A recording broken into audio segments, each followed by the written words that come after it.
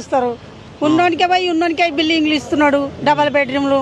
మేము ఇంత పోరాడితే మాకు యాద లేదు, మాకెవడు ఇవ్వలేదు. కిరాయి కొంపలాలు ఉన్నాం ఇప్పుడు. చీరలు బతుకమ్మ చీరలు ఏ చీరలు లేవు, బతుకమ్మ చీరలు లేవు, ఆ చీరలు లేవు. పెన్షన్ ఎంత అవుతుంది? నాకు పింఛనే లేదు, ఇంకెడికెళ్ళి వస్తుంది? 25,000 ఇస్తారా మహిళలకు? ఇస్తలేరా?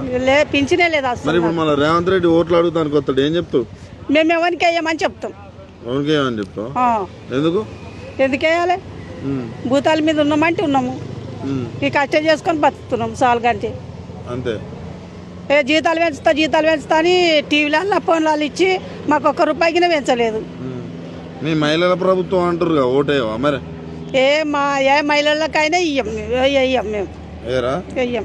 రేవంత్ రెడ్డి వచ్చినాక ఏం చేసిండు ఎప్పుడు మీ మహిళలకి? మాకేం చేయలేదు బిడ్డ, ఏం చేయలేదు మాకు. రేవంత్ రెడ్డి వచ్చినాక అన్ని కేసీఆర్ వచ్చినప్పుడే ఇంత ₹10 పెంచిండు, కానీ వీడు వచ్చినప్పుడు ఏం చేయలేదు మాకు. అంతేనా? అంతే. కోటీశ్వరాలు చేస్తున్నాడు రేవంత్ రెడ్డి. చేస్తాడు. రేపు అక్కడ బొద్రగడ్డ దగ్గర అవుతున్నది, ఇక్కడ బిల్డింగ్ కట్టిస్తాడు మాకు. అంతేనా? ఫ్రీ బస్ పెట్టాడు మీకోసం.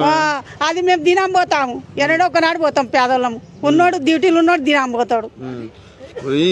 ఫ్రీ బస్సు మస్తు మంది చచ్చిపోతున్నారు, నాయాసొంటలు చేతగాని వల్ల ఫ్రీ బస్సు పెట్టి చచ్చిపోతురా. అవు మరి మగపిల్లలు ఏలాడబడుతున్నాడు. మీరు చచ్చితగిన మాకు దాదులేదు పిరాజు లేదని దచ్చుకొని పోయేటాలక స్టేషన్ల కాడ నిలబెట్టకొచ్చిండు. చేతగాని వాళ్ళు అని పడిసి వస్తున్నారు.